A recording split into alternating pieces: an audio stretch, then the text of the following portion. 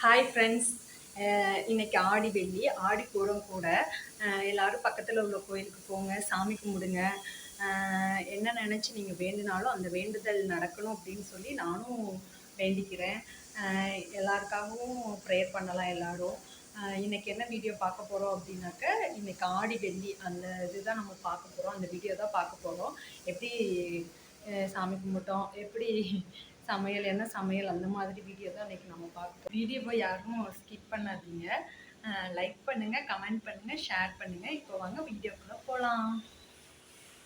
காலையில் எழுந்ததும் அப்படியே வாசக்கூட்டி வாசத்தொளிச்சு அதில் அழகாக சின்னதாக ஒரு கோலமும் போட்டு மஞ்சள் குங்குமம் எல்லாம் வச்சு எனக்கே ரொம்ப வித்தியாசமாக இருந்துச்சுங்க. நான் அன்றைக்கி செஞ்சது ஆடி வெள்ளிங்கிறனால. அதுக்கப்புறம் காலையில் இட்லி உப்புமா செஞ்சேன். அதுக்கப்புறம் இட்லி உப்புமாவுக்கு உப்பு பருப்பு கடைஞ்சி உப்பு பருப்பு மதியத்துக்கும் சேர்த்தே வச்சுட்டேன்.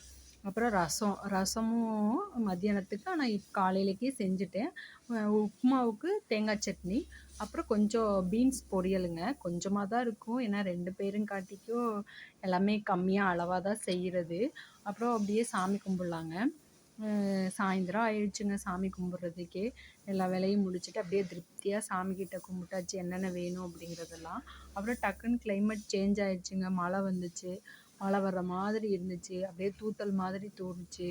என்ன இந்த கிளைமேட்டை ஒன்றும் புரிஞ்சுக்கவே முடியலைங்க. மழை பெருசாக பெஞ்சாலும் பரவாயில்ல, சும்மா லைட்டாக தூறிட்டு நான் காலையில் போட்டு வச்சிருந்த கோலமெல்லாம் அழிஞ்சிருச்சு. அதுதான் இப்போ நான் உங்களுக்கு காட்டுறேங்க வீடியோவில். அழகாக நானே போட்டேன், அந்த கோலமெல்லாம் அழிஞ்சு போச்சு. ஓகே ஃப்ரெண்ட்ஸ், பாய். நம்ம நெக்ஸ்ட் வீடியோவில் பார்க்கலாம். வீடியோ பிடிச்சிருந்துச்சுன்னா லைக் பண்ணுங்கள், சப்போர்ட் பண்ணுங்கள். ஓகே ஃப்ரெண்ட்ஸ், பாய்.